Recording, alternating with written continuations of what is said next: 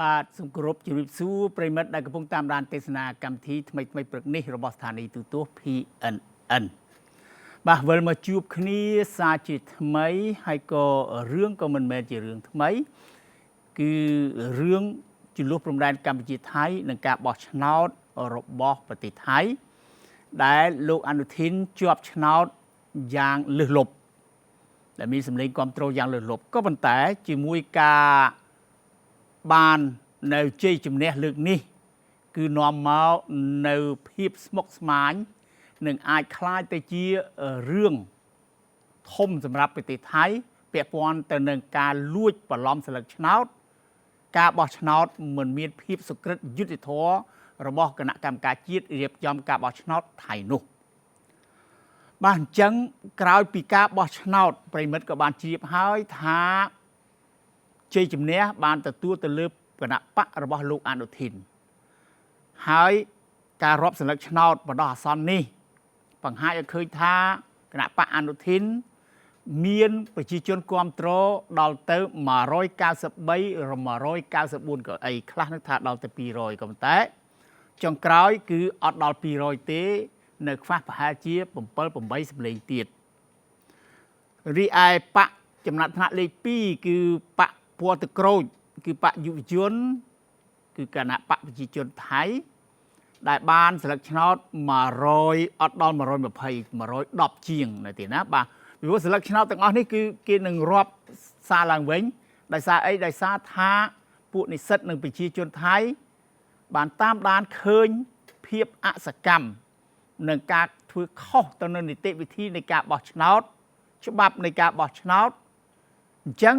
អ្វីដែលជាការខុសឆ្គងនេះហើយដែលធ្វើឲ្យមានការស្រាវជ្រាវក៏ដូចជាតាមដាននៅក្នុងការរាប់សន្លឹកឆ្នោតកន្លងទៅក៏ដូចជាក្រោយការរាប់សន្លឹកឆ្នោតអ្វីដែលសំខាន់រឿងដែលកើតឡើងមកដល់ពេលនេះគឺ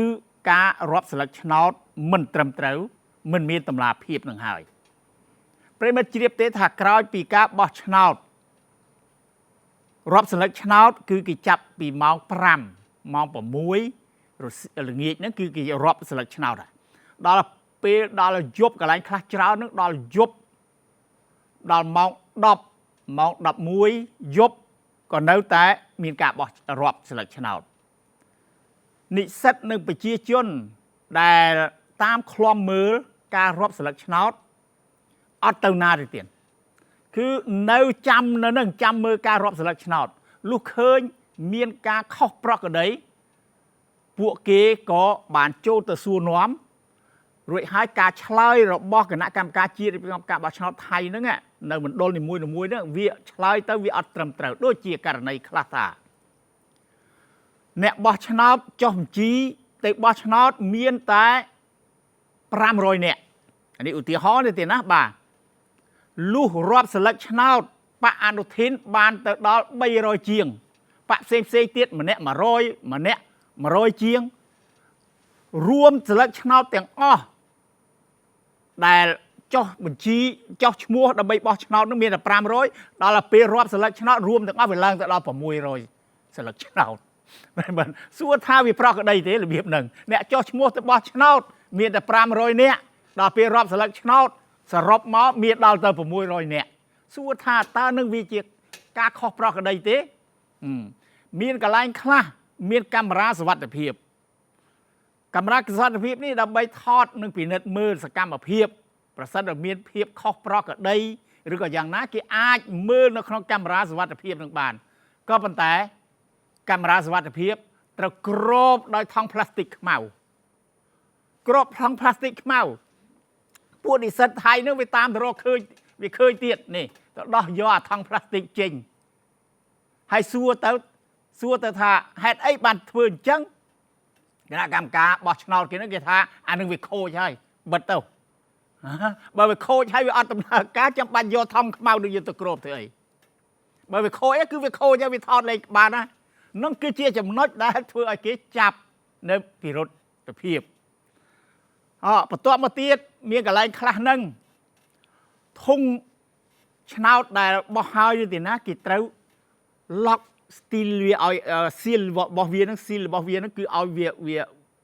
វាមានគេហៅថាដូចគ្នាទាំងអស់កុំឲ្យបើកបានក្រៅពីយកកត្រៃមកកាត់ដើម្បីនឹងរាប់សិលឹកឆ្នោតហើយការកាត់កត្រៃបើកធុងឆ្នោតហ្នឹងគឺវាទាល់តែមានគណៈកម្មការនៅទាំងអស់គ្នាអាបិទហ្នឹងក៏ត្រូវបិទឲ្យវាស្រួលបួលត្រឹមត្រូវអាបើកហ្នឹងក៏បើកឲ្យមានការពិនិត្យនេះដល់ហើយគេសួរថាមិនក៏យកខ្សែមកចងអញ្ចឹងយកខ្សែធម្មតាមកចងទៅណាចងធុងហ្នឹងកន្លែងខ្លះដល់ហើយសួរទៅថាអត់មានអាស៊ីលហ្នឹងពួកនិស្សិតទៅរកឃើញអាស៊ីលហ្នឹងនៅសល់មកកភ្លុះមកកភ្លាយហើយសួរថានេះមិនមែនស៊ីលទេលឺដែលត្រូវយកទៅចងប្រអប់បិទប្រអប់ស្លឹកឆ្នោតហ្នឹងគេទៀតបាទទង្វើទាំងអស់នឹងហើយដែលធ្វើឲ្យមានការសង្ស័យហើយក៏ទៀមទាអញ្ចឹងការទៀមទារបស់ប្រជាជននិងនិស្សិតរបស់ថៃពី2ថ្ងៃមុននេះក៏មានកន្លែងខ្លះមណ្ឌលខ្លះគឺរាប់ឡើងវិញសុកចិត្តរាប់ឡើងវិញតាមសំណើរបស់ប្រជាជននិងនិស្សិតដូចជានៅពធុមធានីហ្នឹងគឺនៅជាប់នឹងទីក្រុងបាងកករាប់ឡើងវិញស្លឹកឆ្នោតហ្នឹងគឺខុសអាអ្នកឈ្នះនឹងទៅជាចាញ់ទៅវិញហើយជាពិសេសគឺឈ្នះនឹងគណៈបករបស់អនុធាននឹងទៀតឈ្នះរាប់ទី1ដល់ពេលក្រោយពីការតវ៉ារាប់ម្ដងទៀតបកវ័យក្មេងបកទឹកក្រូចនឹងឈ្នះទៅវិញហ្នឹងឯទៀតដែលធ្វើឲ្យគេសង្ស័យឥឡូវហ្នឹងឈុនបុរីមួយទៀតឈុនបុរីហ្នឹងគឺមណ្ឌលមួយហ្នឹងមានការសង្ស័យខ្លាំងមែនទែនដោយសារអីដោយសារថាកន្លែងហ្នឹងឈ្នះលឹះលប់ហ្មងបកអនុធានឈ្នះលឹះលប់នៅឈុនបុរីហ្នឹងហើយក៏អ្នកដែលឈ្នះហ្នឹងគឺខ្លាប្រចាំមណ្ឌលហ្នឹងតែម្ដងជន់ផ្អៀង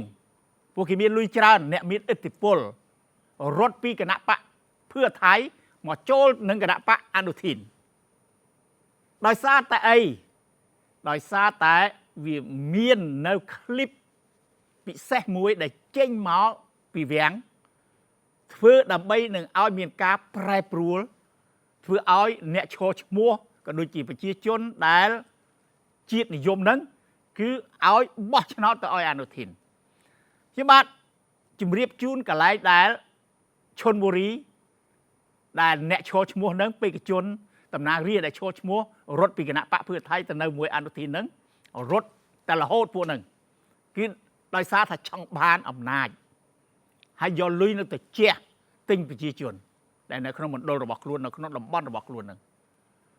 ឥឡូវហ្នឹងកន្លែងហ្នឹងគឺនិស្សិតយុវជនរបស់សៀមនៅឈុនបុរីមណ្ឌលមួយហ្នឹងគឺអត់ព្រមទៅណាទេដេកឃ្លាំមើលប្រអប់ឆ្នោតហ្នឹងយាមមានន័យថាយាមទាំងយប់ទាំងថ្ងៃហើយមនុស្សទៅអញ្ចឹងទាំងយប់ទាំងថ្ងៃព្រមព្រៀតដើម្បីនឹងទៀមទាឲ្យរាប់ស្លឹកឆ្នោតនឹងឡើងវិញក៏ប៉ុន្តែមិនដឹងជាយ៉ាងម៉េចអាគោជបថៃហ្នឹងខេតហ្នឹងគឺអត់ព្រមឲ្យរាប់ឡើងវិញទេហ្នឹងពីព្រោះមិនបានថាអញ្ចឹងពីព្រោះគេសង្ស័យថាខ្លារបស់អនុធានដែលឈ្នះនៅឈុនបុរីហ្នឹងប្រហែលឈ្នះនឹងការបន្លំដោយកន្លែងផ្សេងដែរដល់អញ្ចឹងប្រសិនរាប់ឡើងវិញគឺពិតជាអាចថាចាញ់ក៏ថាបានអញ្ចឹងអត់ទាន់ឲ្យរាប់ទេដូច្នេះបញ្ជាក់ឲ្យឃើញថាគណៈកម្មការជាតិរៀបចំការបោះឆ្នោតរបស់ថៃនឹងគឺធ្វើតាមគេហៅថាបទបញ្ជាពីវាំងរបស់គេតែម្ដងដោយសារអីដោយសារថាคลิปសម្ងាត់ដែលចេញមកនោះវាមិនសម្ងាត់ទេតែគេថាសម្ងាត់ដើម្បីឲ្យវាមានតម្លៃពីព្រោះคลิปហ្នឹងវាពាក់ព័ន្ធទៅនឹងព្រះបរមរាជវាំងរបស់ថៃដោយសារអីដោយសារថាមានតំណាងរាស្ត្រមួយដែលរត់ចេញពីគណៈបកភឿថៃគឺគណៈបកលោកថាក់ស៊ីនហ្នឹងទៅនៅជាមួយភូមិใจថៃរបស់អនុធានហើយសមាជិកម្នាក់ហ្នឹងក៏មានឥទ្ធិពលខ្លាំងដែរក៏បានទូរស័ព្ទ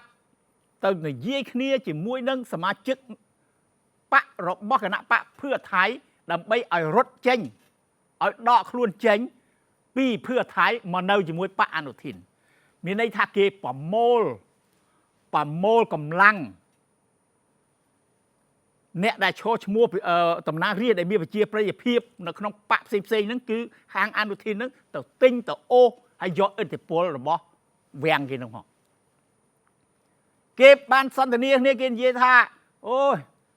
អារឿងបោះឆ្នោតហ្នឹងគេបោះពួរឡាហ្វមទេ ពួកឡាហ្វមមិនចង់និយាយថាជាពិធីទេអ្នកឯងថានៅប៉នោះអ្នកឯងអត់អីស៊ីទេអញ្ចឹងមកនៅជាមួយខ្ញុំនេះមកមានន័យថាគេនឹងរត់ចេញពីគណៈបកพื่อថៃមកនៅមួយអនុធាននោះឥឡូវហ្នឹងខ្ញុំប្រាប់ឲ្យច្បាស់ទៅថាគេបានឡុកកៅអីនាយករដ្ឋមន្ត្រីនឹងឲ្យអនុធានហើយអ្នកដែលនិយាយទូរស័ព្ទជាមួយនឹងថាទេ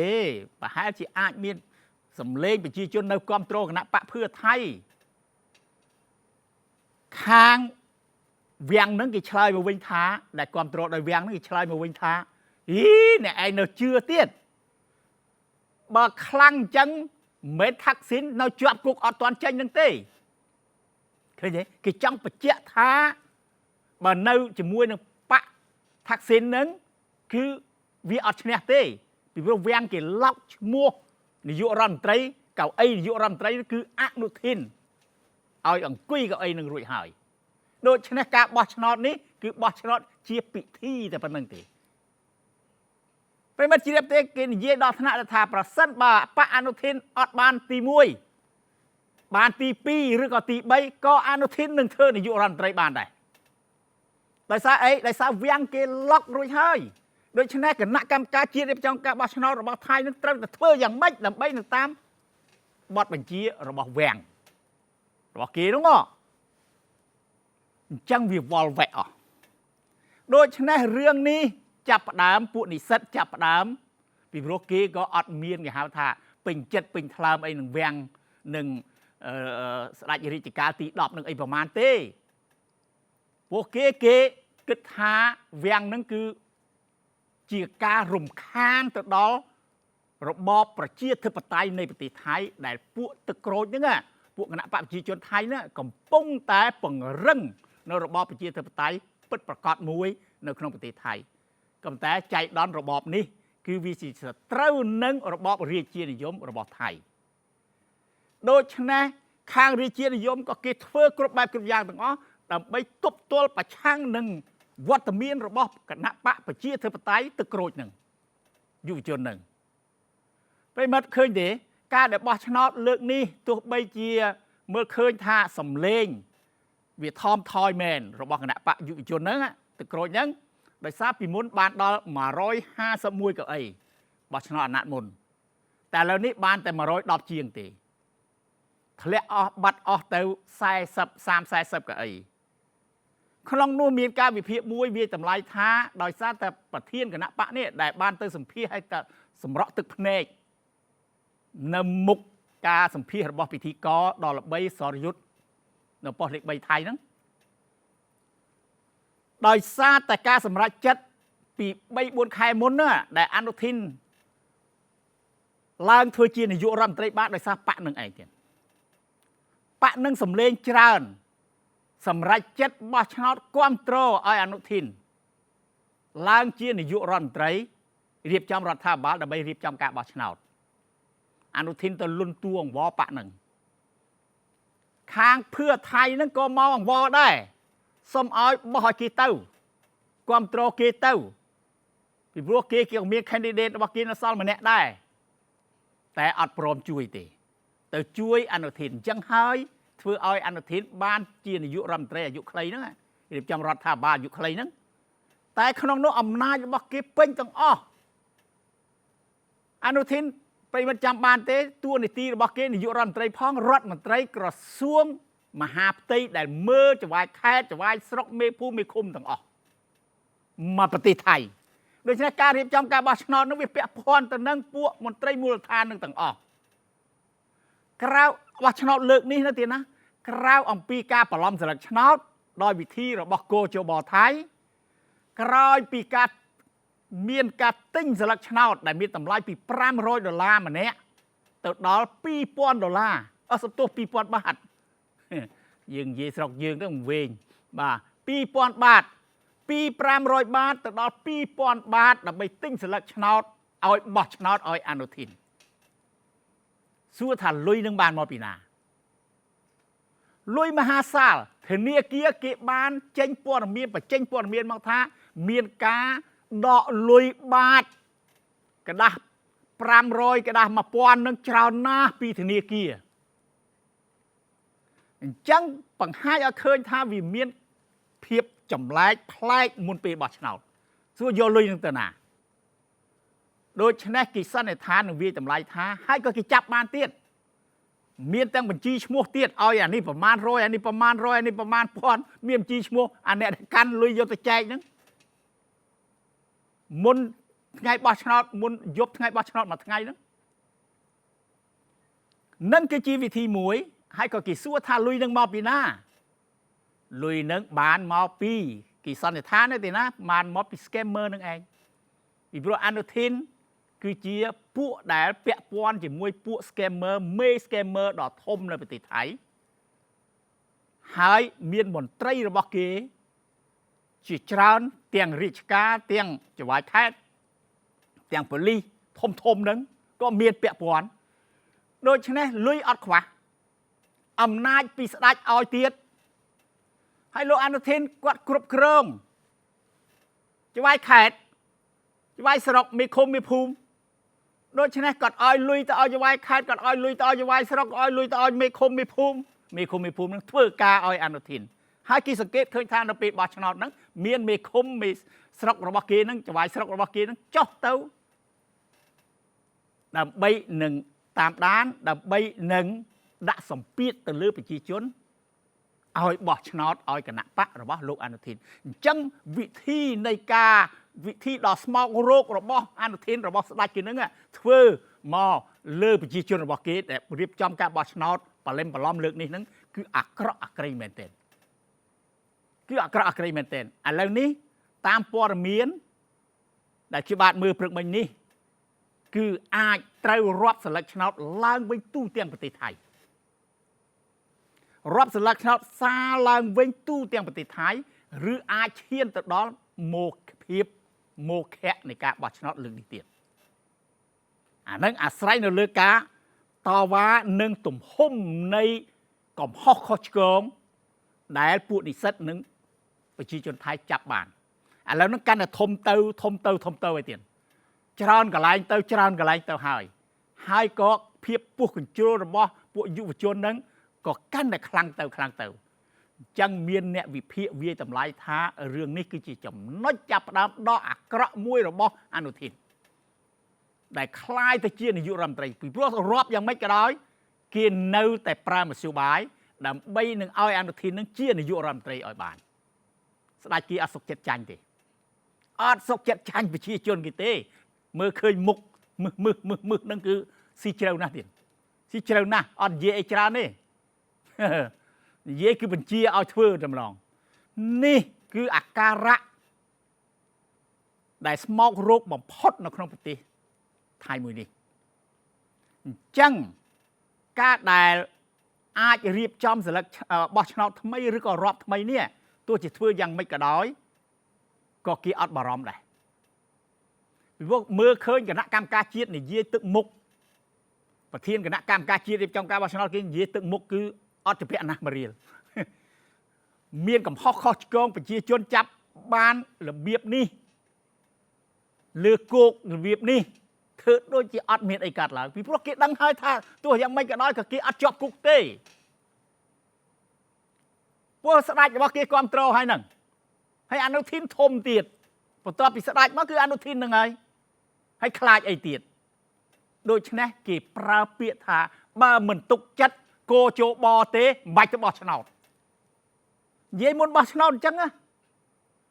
จังเติบเนี่ยวิเพียนตามด้านปวดเมียนกาบอชนอตในไทยนึกท่าโอ้อนุทินตาวาทุนหนึ่งปีโรกิดังท่าคณะกรรมการจีนเป็นกรรมการบอชนอตหนึ่งปัวตุลาการทอมนุนใส่นั่นคือจีปัวอนุทินต่างอ้อประเทศนั่นคือเตียประเทศระบอนุทินแต่มาดองเพราะเราอำนาจยังปีศาจมาก็อนุทินโยมตัวให้ก็องกเพียบสถาบันสำคัญ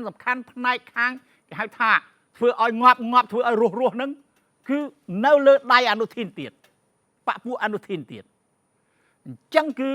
นี่คือเจียรูปเพียบได้เคยจะบ้ามองเตียนก็เป็นแต่ธนาเลือดบอกกี้อดเมียนเพียบมักมาอินเองเป็นมันนึกเมื่อเตียนรูปเพียบได้อนุทินเพื่อก็ลองมาหนึ่งตั้งปีเชื่อเรือสมาชิกประเทศเพีย សមាជិកព្រឹទ្ធសភាដែលមានអំណាចហើយក៏ខ្លាំងផុតគឺអាណត្តិមុនហើយប្រិមិត្តចាំបានទេ250សំឡេងមានសិទ្ធិដើម្បីជ្រើសរើសនាយករដ្ឋមន្ត្រីដែលអត់មានប្រទេសណាគេធ្វើដូចប្រទេសថៃទេតែសិទ្ធិនឹងគឺផុតអាណត្តិផុតអស់ហើយតែលើកនេះអត់មានសមាជិកព្រឹទ្ធសភាពាក់ព័ន្ធនឹងការជ្រើសរើសនាយករដ្ឋមន្ត្រីទេមានតែសមាជិករដ្ឋសភា500នាក់តែប៉ុណ្ណោះដែលចូលសភារើសមានសិទ្ធិរើសនាយករដ្ឋមន្ត្រីមានសិទ្ធិសម្រេចដើម្បីតែងតាំងនាយករដ្ឋមន្ត្រីដែលជាប់ឆ្នោតឬក៏គេយកមកពីក្រៅស្រេចតែសមាជិក500នាក់នឹងជាអ្នកសម្រេចដូច្នេះលបែងនយោបាយឬក៏រដ្ឋប្រហារនយោបាយដែលប្រទេសថៃតែងតែមាននឹងប្រើជារៀងរហូតនោះទាំងរដ្ឋប្រហារយោធាក៏អាចកើតបានមិនអាចអ្នកណាបដិសេធបានថាអត់ទេអត់មានរដ្ឋប្រហារទេទោះបីជាទាហានបៀមព្រះនៅក្នុងមាត់10ព្រះ10ព្រះអង្គមកនិយាយក៏គេអត់ជឿដែរបានចេញមកហើយអ្នកនាំពាក្យខាងកងទ័ពជើងគោកថៃនឹងបានប្រកាសឲ្យថាអត់មានទេទាហានយើងអត់ត្រូវការធ្វើរដ្ឋប្រហារអត់ត្រូវឲ្យមានរដ្ឋប្រហារទៀតទេអញ្ចឹងបានប្រជាជននិស្សិតដែលស្រឡាញ់ប្រជាធិបតេយ្យនៅថៃនឹងគេថាលោកឯងបៀមព្រះមកនិយាយក៏គេអត់ជឿដែរតែក្នុងនោះភ្លាមហ្នឹងក៏បានមើលឃើញរដ្ឋប្រហារនយោបាយឡើងភ្លាមកើតឡើងភ្លាមក្រោយពីរាប់សិលឹកឆ្នោតហើយមិនមែនជ្រាបអ្វីទេទៀតគឺខាងអង្គភាពប្រឆាំងអំពើពុករលួយបានយកឈ្មោះរបស់សមាជិកសកម្មគណៈបកប្រជាជនថៃនោះគណៈបកតក្រូចហ្នឹងទេណាបកជូនទៅឲ្យតុលាការដើម្បីវិនិច្ឆ័យទោសរបស់គេដែលគេបានចោទប្រកាន់ពីប៉ះពាល់ទៅដល់មាត្រា112មើលងាយស្ថាប័នព្រះមហាក្សត្រឃើញទេពួកនឹងសំណុំរឿងហ្នឹងគេតម្កល់ទុករាប់ឆ្នាំមកហើយគេអត់ធ្វើអីទេគណៈបកតក្រូចហ្នឹងសកម្មជនរបស់គណៈបកតក្រូចហ្នឹងប្រធានគណៈបកហ្នឹងក៏នៅក្នុងមាត្រា112ឃើញទេប្រិមិត្តប្រសិនបើថាប្រជាជនថៃបោះឆ្នោតឲ្យពួកនឹងជាប់ក៏គេខ្វាយពួកនឹងយកទៅឡើងជ្រុញកាត់ជា2 3កង់គេធ្វើបានទាំងអស់ដោយសារអីដោយសារអាមាត្រា112ហ្នឹងវានៅនឹងដៃរបស់តុលាការគេនោះហើយតែគេគ្រាន់ថាគេតម្កល់ទុកសិនគេអត់ទាន់យកមកប្រើនេះតាំងពីថ្ងៃទី10ប្រកាសចេញមកភ្លាមត្រូវឡើងជ្រុញឲ្យពួកហ្នឹងតែមិនទាន់ដឹងថាតុលាការវិនិច្ឆ័យយ៉ាងម៉េចទេនឹងនៅទៀតឥឡូវមកកលៈដាក់អ្នកឯងឲ្យដឹងថាកុំពេះពើកុំជ្រួលជ្រើមឲ្យសោះប្រទេសនេះអ្នកឯងមើលមុខមើលហ្នឹងប្រហែលអ្នកហ្នឹងមាន2អ្នកបងប្អូនហ្នឹងមើលហ្នឹងអ្នកឯងមើលទៅនឹងហើយទៀតគឺជាលបែងនយោបាយហើយក៏ធ្វើឲ្យអនុทินនឹងវង្វេងឈួតនឹងអំណាចរបស់ខ្លួន